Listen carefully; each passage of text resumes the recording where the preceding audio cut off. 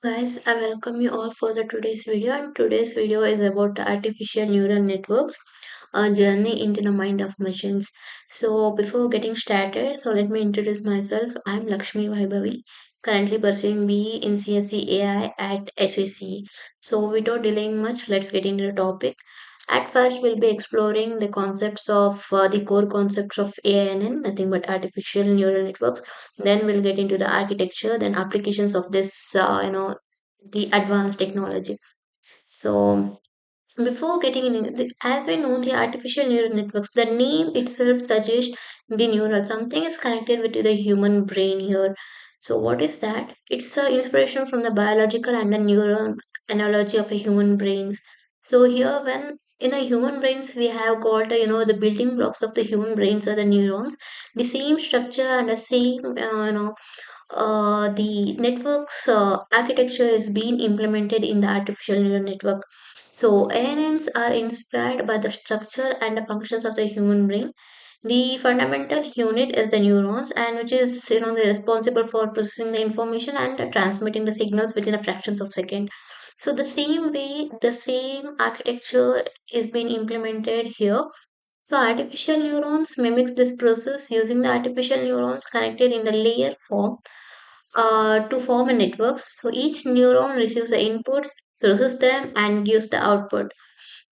So coming to the architectures of a ANN, first we'll be having the input layer, then hidden layer, then output layer.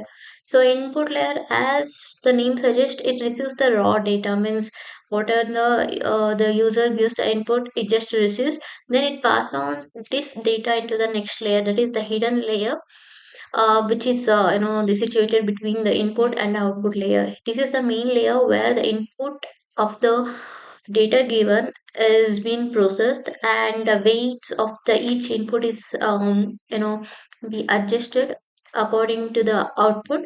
Then the transformed data or the processed data is given to the output layer, where the predictions or the decisions, it gets into a conclusion for the users. So finally, this is the the architectures of the ANN. So first thing is input layer, then hidden layer, then output layer. So now we have something called the activation function, which is sigmoid, ReLU, and more. Sigmoid squashes into the range between the zeros and one, which is commonly used in the the classifications task. Then ReLU, the outputs the input directly if positive, zero otherwise, and one if it is positive, zero otherwise, then minus one if it is a negative input. Then improves which is used to improve the efficiency in the deep learning models. Then other functions like TANH, softmax functions, the which is other exist, each with different properties and applications. So this is about activation functions. Next, we'll be having a different types of learning. One is supervised learning. As you know, there will be someone who will teach the machine uh, or train the machine. So that the data which we used to supervise learning is the labeled data. So this is input and desired output the pairs. Next is model training, adjust the weights to minimize the prediction errors. So these are the main steps in the supervised learning. Next is back propagation, algorithm to calculate the error gradients and update the weights. Next is unsupervised, where the machine itself learn. So unsupervised learning, we have clustering and feature extraction. Clustering means grouping up the similar data points together. Next is feature extraction, where you identify as the the distinct patterns.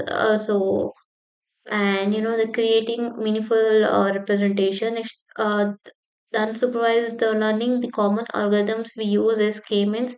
Next is PCA, principal component analysis. Next, coming into the applications of ANN, one is obviously computer vision, like image classification using CNN, then object detection, then face recognition in the attendance monitoring system. Next is NLP, where you can analyze your sentiment, means sentiment analysis. Then the trending technology as chatbots, then machine translation. Next is forecasting, weather prediction, stock price predictions, then customer behavior, then means several visited websites you can use this forecasting. So these are the applications of ANN. Next, coming into the challenges and limitations of ANN. One is data dependency, because you need a well-defined data. Means ANN requires a vast amount of high-quality data to perform well. With limited data, you cannot predict. Your prediction won't be up to 90% or above. Next is black box problem. Understanding and decision making process within ANNs can be difficult sometimes when data is improper. Next is computational cost. Training and running ANNs can be computationally intensive. So these are the challenges and the limitations of ANN. So yeah, that's all for today, guys. Thank you.